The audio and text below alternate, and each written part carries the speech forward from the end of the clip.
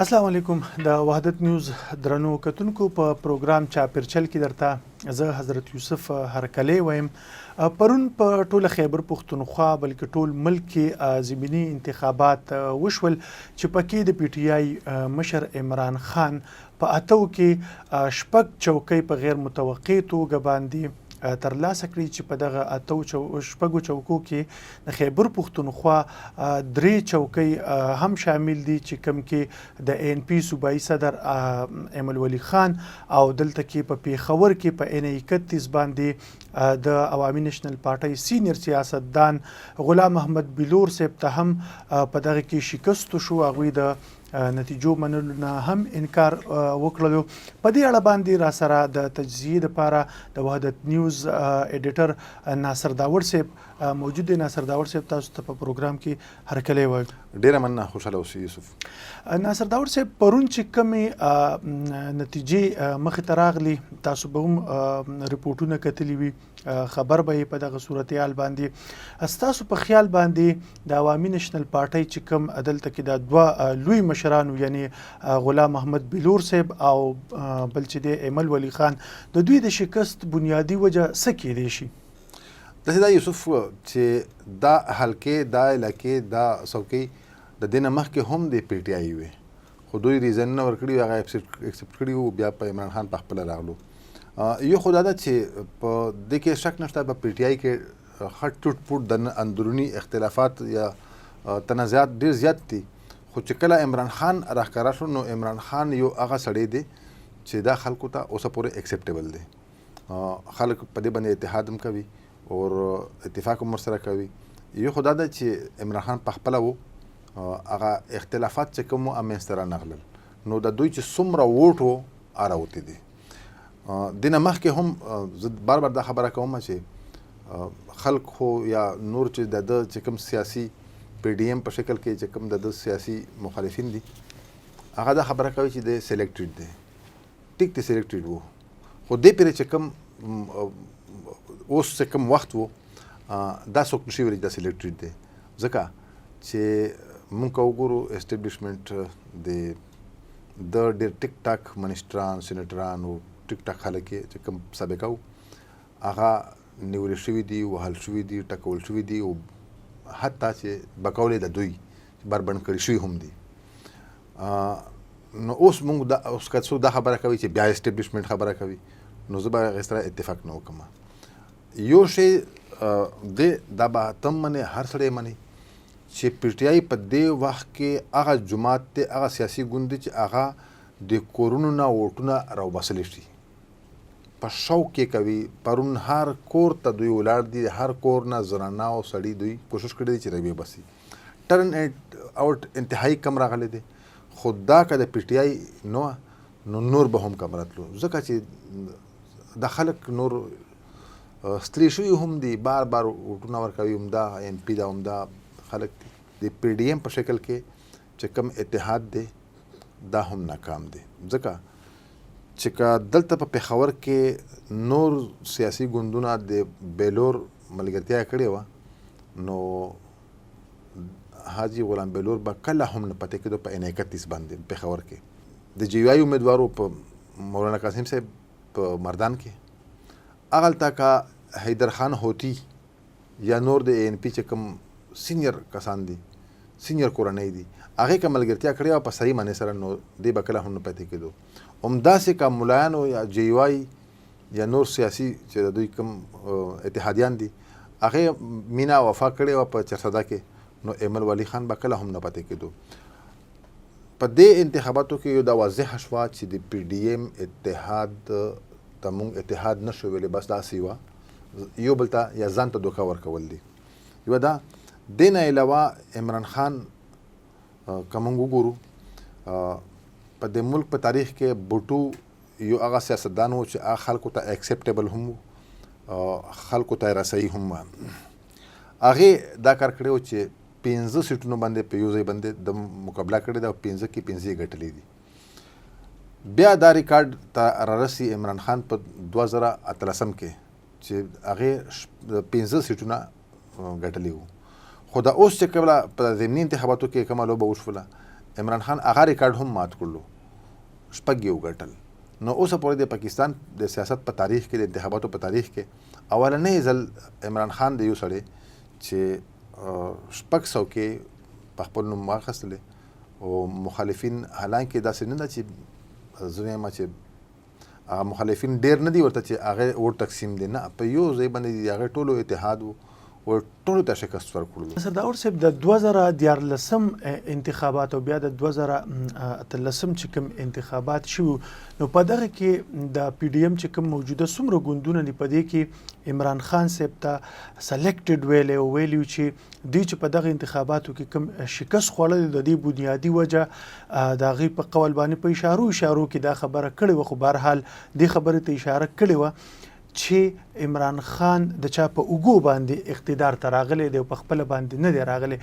نو اوس چې دا کوم انتخابات ضمني انتخابات وشو، خو بهرحال په دې کې چې په کومه پیمانه باندې پی ټی آی عمران خان ګټه ترلاسه کړه، نو تاسو څه ګڼئ چې راتلونکي که انتخابات وشي نو د دغه په تناظر کې آیا عمران خان به د عوام په ووټ باندې اقتدار ته د رسیدو صلاحیت لري او که نه؟ د دې په دغه چې کوم الزام دی په دې کې حقیقت هم شته دی؟ ګوره یوسف، دا اوس چې کومه ریزلټ راغلو، دا که د پی ټی آی والا خلک په غلط فهمۍ کې راغلو، نو دا دوی لپاره تباهي ده. دا داسې ده چې که چېرته د عمران خان په ځای باندې نور کسان په دې حلقو باندې راځي، نو د خلک په ډېر سوچ کوي په ووټ ورکولو باندې. عمران خان یو هغه برانډ دی، هغه برانډ جوړ شوی دی چې په دې باندې ټول د پی ټی آی خلک چې د کم علاقې هم دی په عمران خان متفق دی. په عمران خان خلک متفق و ځکه یې وګټل. که چېرته د دې په ځای باندې هم په دې حلقه کې که دغه شوکت چې د دې نه مخکې ایم این اے و که هغه راتلو، نو بیا به مسله وه.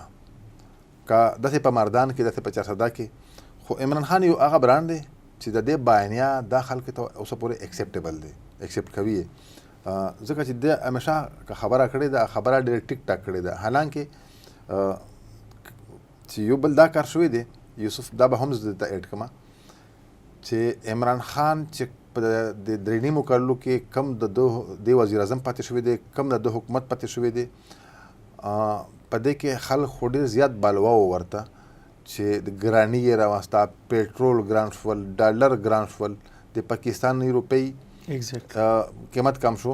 خو اوس دا کار وشو چې د پی ډی ایم په شکل کې کم حکومت جوړ شو،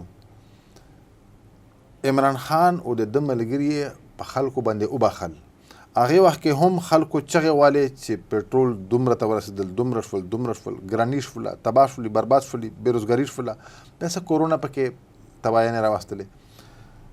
خو اوس په دې موجوده حالاتو کې د پی ډی ایم په شکل کې چې د کم حکومت کمه ګراني راوستله، هغه عمران خان یې په دې خلکو باندې وبخلو. هغه وایي چې د عمران خان هم خو دا په سوب باندې واوړېدلو، ځکه چې ته اوس که نن بېروزګارۍ ته سوچ وکړې، بېروزګاري هم ټیک ټاک ده، هغې کې هم کمي رانغله، او پیټرول په 225 ته لړل که نه، نو په عمران خان نه خو هغه ګران شول. مخکې به خلکو چغې والې، هر چا به چې عمران خان دا وکړي، پی ټی آی په چل نه پوهېږي. زه به هم وایم چې بلکل په چل نه پوهېږي، غلطیانې هم کوي، خو دا خلکو پوهېږي. دا خو ډېر سیاستدان کې مولانا فضل الرحمن دی.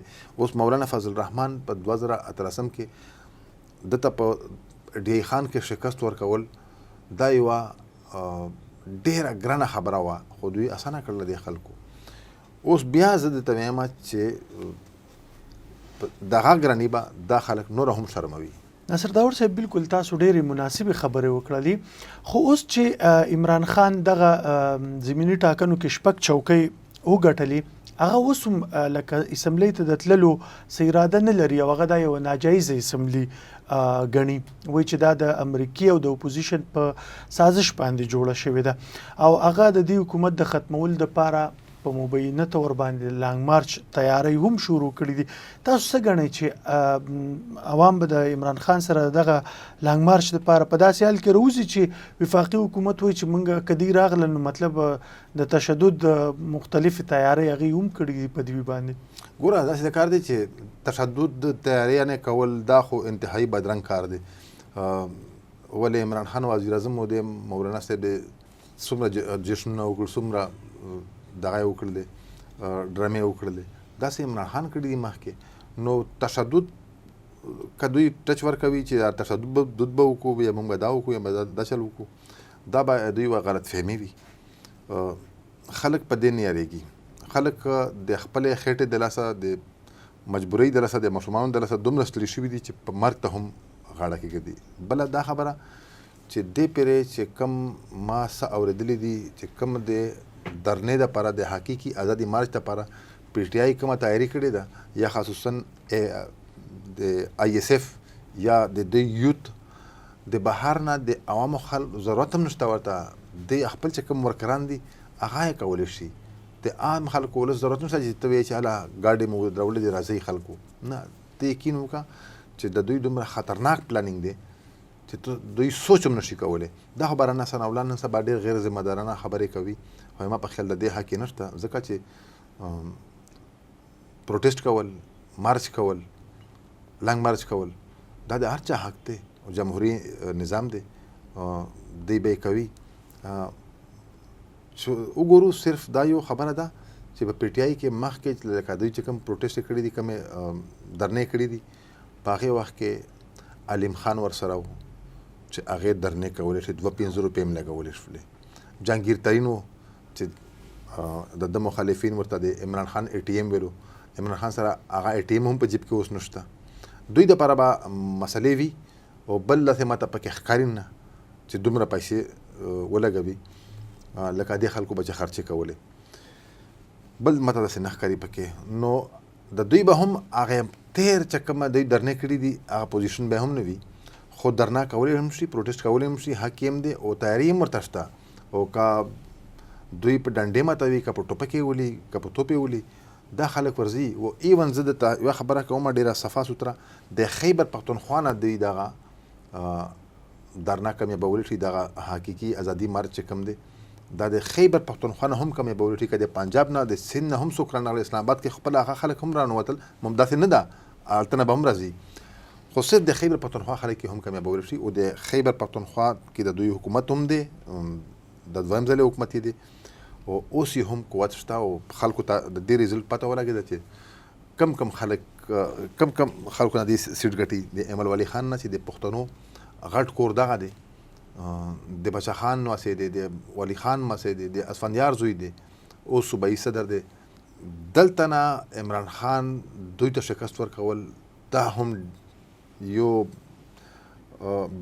ډېر عجیبه شاکینګ نیوز دی. همدارنګې د چې کوم زموږ بزرګ سیاستدان دی، سینیر سیاستدان دی، ډېر ښکلی سړی دی، ډېر انتهایي صفا سوتره سړی دی، حاجي غلام بهلور، دوی ته شکست ورکول دا ګپ خو نه دی. دوی سره قوت شته او دوی دغه شی کولی شي. او وفاقي حکومت د رڼا ثناءالله خپله مرضي ته چې دوی څه ورسره کوي. ناصر داور صاحب، دلته که موږ وګورو د خصوصي طور د ان پی سیاست چې په دې صوبه باندې د هغې یو ډېر نوم پاتې شوی دی باچا خان په وجه باندې، د دې چې کوم موجوده لیډرشپ دی، یعنی مطلب د ان پی د ننه نه اوازونه راوچتېږي چې یاره د دې چې کوم صوبایي قیادت دی خصوصي طور د ایمل ولی خان صاحب په نوم باندې خلک ډیر زیات لکه متفق نه دي دننه په هغې کې، او وایي چې د دې څه متبادل پکار دی. تاسو څه ګڼئ چې دغه فیصلې ته څه قسمه رد عمل ورکول پکار دي ان پي ته؟ داسې ده چې دلته ټول بدبختي زموږ دغه ده چې په میراث کې پاتې کېږي سیاستدانانو ته. دی به ځکه کوي زه د ولی خان نواسې یم، زه د غفر خان نواسې یم، زه د اسفندیار خان زوی یم، حالانکې داسې نه ده.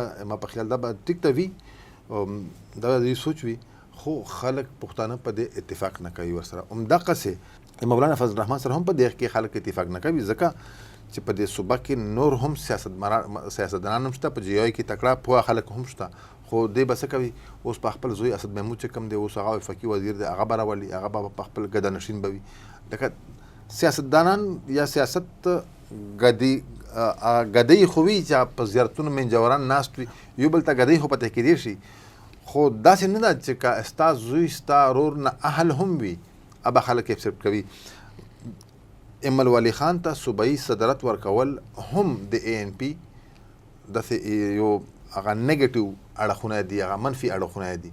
نو دې وجې ده چې اوس ته سوچ کړه چې په خپل کور کې دننه هغه ناکامیږي.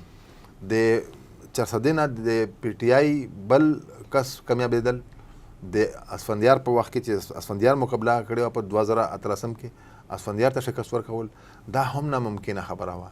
ممکنه یې کړه، د PTI ممکنه کړله. ناصر داور صاحب دغه هم یو فیکټر دی، خو بل بیا چې موږ دلته کې د دوی 2 ځله لکه مطلب په صوبه کې مسلسل حکومت رالو، دا هم یو ډېر لوی تاریخ دی. لکه مطلب د دې نه مخکې پرله پسې حکومتونه د چا نه دي راغلي، نه صرف د صوبایي حکومت بلکې د عمران خان چې کومه بیانیې دي هغې سره ټول خلک اتفاق کوي. 2 ځله 3 ځله حکومتونه خو په پنجاب کې کېدای شي راغلي دي، په سیند کې هم راغلي دي، خو په خیبر پښتونخوا کې 2یم ځل حکومت دا هم د دوی په ریکارډ دی. پښتانه دومره خلک نه برداشت کوي په ځان باندې لکه دا خلک چې برداشت کړل یا اوسه پورې هم دوی برقرار ساتلی دي. او په ټول نه غټه خبره ده چې په خیبر پښتونخوا کې مخکې سټارټ شو صحت کارډ، چې دینه دلته په هسپتالونو کې زه چونکې د وزیرستان یم او دلته خلک راځي، موږ هسپتالونو ته هم ځي، بیمارپرسۍ ته هم ځو، په هغې باندې هم خلک خوشحاله دي. دا یو اهم فیکټر دی. احساس پروګرام دوی شروع کړی دی. نور ډېر ټیک ټاک کارونه کړي دي چې هغه موږ په ملکي میډیا باندې هغې وخت کې چې کله عمران خان وزیر اعظم و، بیا د ټول پاکستان میډیا لګیا وه، فضایل عمران به بیانول، فضایل عمرانیت ما ورته ویل. خو چې دا هم داسې بې حیثه میډیا ده زموږ، حالانکې زه د دې میډیا حیثه یم، خو زه به ورته بې حیثه ځکه وایم چې نن چې عمران خان نشته نو ټول د عمران خان د سپکې سپېرې وایي، دوی به ډېرې سپکې سپېرې وایي. زه د بیا دا خبره کوم لکه تا چې خبره وکړه چې د صحت کارډ په مد کې، د BRT په مد کې داسې نور ډېر اسانتیاوې پیدا کړي دي د حکومتونو چې په هغې باندې هم دوی ګټې کوي. او اما خیال دی چې په روان انتخابات کې به هم دا شیزونه دا حکومت کیش کوي، حالانکې چې یو اټمپټ شوی دی چې صحت کارډ باندې مسلې راغلې وي چې دا په څه طریقې بند شي. خو که دا بند شو نو بیا خو عمران خان ته نور هم اسانه شوله. و عمران خان ته بل پازیټیو چې هغه مثبت اړخونه یې موږ ګورو، دا دی چې که دی په حکومت کې وی نو 2023 انتخابات د ته پره ګټل ګران و، خو د حکومت نه ردې خوښ اوس بیا ولاړ دی په میدان باندې، بیا چغې سورې نارې وایي، اوس په دې بیا ګټې اخلي. او په 2023 انتخاباتو کې دوی که په غلط فهمي کې را نغلل، د PDM په شکل کې دا خلک د PDM نه ونوتل، بیا دلته وروسته بیا اتحاد هم کېدای شي، هر څه کېدای شي. خو اوس په دې وخت کې PTI په هر صورت باندې د دې مثبت کیسې هم شته، اړخونه هم شته چې څومره په خبرې کوي. او د PDM په شکل کې د دې نور سیاسي ګوندونو نه چې کوم د مخالف دي، د دې منفي اړخونه په ټول نه غټ دا دي چې دوی اتحاد نشته، دا هسې برای نام اتحاد ده. حالانکې غلام بیلور حاجي صاحب، ایمل ولی خان او مولانا قاسم صاحب به نه پټې کېدل. عمران خان خلکو ته دا پته هم وه چې دی به دلته کې د انتخاباتو ګټلو نه پس به دی اسمبلۍ ته نه ځي، خو د یو نیم برینډ په توګه باندې د PDM چې کوم ګوندونه هغې ته د دې صوبې خلکو لکه د کینډیډیټ نوم ته یې ونه کتل، سیاسي بیانیې او نظریې ته یې ونه کتل، او هر څه چې دی هغه د عمران خان جولۍ ته یې ورویشتل. حالانکې ورته پته هم وه چې عمران خان به د دوی دپاره په اسمبلۍ کې اواز نه اوچتوي. ستاسو په خیال باندې د دې نه مخکې داسې مثالونه په دې صوبه کې لیدلی شوي دي؟ نه، بالکل داسې نه دي لیدلي شوي، ځکه چې همیشه موږ په دې باندې هم حکمرانان چې کوم تللي دي یا لیږو چې زه به تاسو ته اسانتیاوې پیدا کوم، زه به په اسمبلۍ کې تاسو اواز پورته کوم، زه به ستاسو اواز جوړېږم، دا خبرې وي. خو داسې بالکل څه نشته. او دا خلک هم هغه داسې ورته اتفاق کړی دی چې او چونکې ما خو وختي درته خبره وکړه چې دا خو الریډي د دوی سیټونه وو، اوس په دې اتو کې 2 تلاړل، یو په کراچۍ کې یو په ملتان کې، دا کمی وشوله د دوی، دا سیټونه الریډي د دوی وو. او په دې وخت کې ما وختي درته خبره وکړه چې PTI یو هغه جماعت دی چې هغه ووټ راوباسلی شي، نه صرف دا چې په لاره په کوڅو کې روان خلک، د کورونو نه زنانه هم راوباسلی شي، د دفترونو سړي هم راوباسلی شي، په خلکو یې دوکانونه هم بند کړي دي. پرون په پېښور کې د اړو پته هم نه لګېدله چې دلته انتخابات شته. په دې نور بازارونو کې ټول کاروبار په ځای و، هېڅوک هم نه دی تللي ووټ چې څه له ورکړمه. نو ما په خیال اوس هغه پوزیشن نه دی. دی به بیانې هم بدلوي، کردار به هم بدلوي او خپلې هغه د دروغو چې کومې وعدې به د خلکو سره کولې هغه باندې به هم سوچ کوي. که سوچ یې ونه کړلو نو 2023 ته د بیا عمران خان ته ښه په آرام کښېني او بلکې ځینې چې بغیر د ووټ نه دی ورکړي. موجوده چې کوم اسمبلی ده هغې خو ورته خیر د سخت لفظ استعمالي وایي چې د سازش په ذریعه باندې تاسو راغلي. خو بهرحال مونږ به دا ووایو چې عدم اعتماد وشو دی دلته کې په عمران خان په حکومت باندې او شهباز شریف وزیر اعظم شو. د هغې په نتیجه کې دوی ورته وایي چې یاره راځئ موږ تاسو ته مذاکراتو ته تیار یو، مذاکراتو ته کینو، نوی الیکشن وکړي بیا د سره. او د هغې په نتیجه کې چې څوک منتخب شي هغه به د ملک وزیر اعظم وي. ستاسو په خیال باندې دا خبره مناسب نه ده؟ ګوره اوس عام انتخابات ته تلل داسې څو میاشتې مخکې د دې هم ضرورت داسې نه و. پرېږدئ چې ویې کړي دوی. او په دې حکومت کې په داسې کول چې شهباز شریف وزیر اعظم وي، مولانا صاحب یې ملګري وي، په دې کې ګټې ټولې پی ټي آی ته روانې دي. تو ګوره چې د اوس لکه ما وختي ته خبره وکړه چې د دې پی ډي ایم حکومت پی ټي آی او عمران خان په خلکو باندې وبخل، که دوی څه کوتاهۍ هم کړې وې هغې نه خلک تېر دي. اوس یې نه غواړي ځکه چې اوس بیا غلطیانې روانې دي. لکه صرف دا خلک خو عام ولس چې کوم عام ووټر دی هغې یو شي سره کار دی، 3 وخته نه 2 وخته رزق سره کار دی. اوس 2 وخته رزق ګټل ګران شوي دي او دا خلک څه ورسره کوي؟ ستا ټول خلکو په مخ کې دي چې د پی ډي ایم په شکل کې د اتحادیانو د سره څه وکړل. عمران خان که ګراني راوستې وه نو دوی ډبل کړله. دوی ډبل کړله. عمران خان که بېروزګاري راوستې وه دوی په هغې نه ډبل کړله. نو اما خیال دی چې که انتخابات کېږي هم او که نه کېږي هم په دواړو اوس په دې وخت کې د پی ډي ایم داسې ډېر خوند بیا نه وي، ځکه چې دوی چې کوم عمران خان اصلي شوي خلک وو هغه باندې د عمران خان دوی وبخلو. او که انتخابات مخکې هم کېږي دوی ته به مشکله وي. یو خبره ده چې ما وختي هم دا خبره کړه چې عمران خان سره څه مخونه وو چې هغه نشته ورسره. اوس چې کله عمران خان وزیر اعظم جوړېدلو نو پای کې د علیم خان او د جهانګیر ترین ډېر غټ کردار و، هغه کردار ورسره نشته. اوس دته به هم مسلې راځي.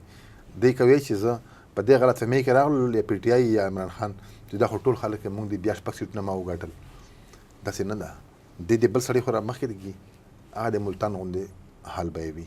پی ټي آی کې هم اختلافات شته. پی ټي آی هم د سازش و شکار پارټي ده، خو په یو عمران خان یو داسې برانډ دی چې په هغې باندې خلکو اتفاق کړی دی. ناصر داور صاحب دلته کې بیا چې موږ د مرکزي سیاستدانان چې کوم دي په پی ډي ایم کې چې کوم شامل دي نو هغوی وایي چې موږ خپل سیاست خو مې وړښته کړو خو موږ ملک بچ کړو. یعنې مطلب د ملک بچ کول نه زه نه پوهېږم چې د هغې دلته کې څه مطلب دی، ځکه چې په دې صوبه کې که موږ وګورو نو زموږ خو حالات د مخکې نه هم خراب دي. امنیتي چې کوم زموږ صورتحال دی نو تاسو ګورئ لکه وزیرستان به واخلو، سوات به واخلو، دیر، پېښور، 400 په دې ټولو علاقو باندې د دهشتګردۍ یو نوی لهر رالی، نوې چپه پې راوالوتله، خلکو ته نقصانونه لګیا دي اوړي، د خلکو کاروبارونه چې دی هغه بېروزګاره کېږي، لګیا دی، ګراني نور هم سیوا کېږي. خو دوی وایي چې نه موږ ملک بچ کړو. نو ستاسو په خیال په دې خبره کې څومره حقیقت دی؟ په دې کې هېڅ شک نشته چې د پی ټي آی والا هم د ملک سره انتهایي داسې ناجایزه غونډه کړې ده او بیا دوی هم کوي، د خلکو سره هم کوي. موږ که وګورو نو ملک اوس پوزیشن دا دی چې د 13 میاشت تنخواه په خیبر پښتونخوا کې نه وه. بیا د اوس چې د عمران خان هغه یو ضدي بچی دی، ضد نه وي هغه شیطان هم چې کم ضد کړی و د عمران خان په هغې نه هم سخت ضد دی، په شیطان نه هم. په دې وخت کې پیسه نشته، تنخې ته خلک حیران وي. په پیله ځل باندې مې تنخې لوډ شیډینګ واورېدلو چې تنخې هم لوډ شیډینګ راځي. تنخې نشته، پیسې نشته او دې سړي قرآن کړی و چې زه به انتخاباتو هم کوم او پرېږدم یې هم. لکه دا د خلکو سره، د ملک سره، د خزانې سره، د صوبې سره هم زیاتې دي او خصوصا د خلکو سره.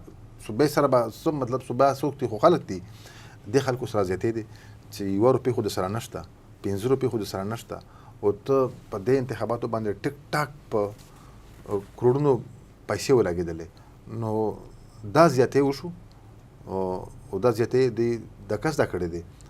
ناصر داور صاحب بیا د دغه پی ډي ایم خبره چونکې موږ لګیاو د شروع نه کوو د دې مشر هغه زموږ نه هیر دی هغه په دې مخکې ورځو کې بیان رالو چې د 14 اکتوبر باندې چې کوم ضمني انتخابات کېږي نو په دې کې به په خیبر پښتون دا به د عمران خان دپاره د احتساب ورځ وي او په دې ورځ باندې به دې موږ د خیبر پښتونخوا نه ستنو. نو مولانا صاحب په دغه باندې تر اوسه پورې بالکل خاموشي خپله کړې ده. ستاسو په خیال په دې انتخاباتو کې د مولانا صاحب دپاره خصوصي طور څه میسیج و؟ مولانا صاحب به دا خبره کوي د به سوچ وي خو د یوه لیونۍ خبره چې هلکان یې نه مني.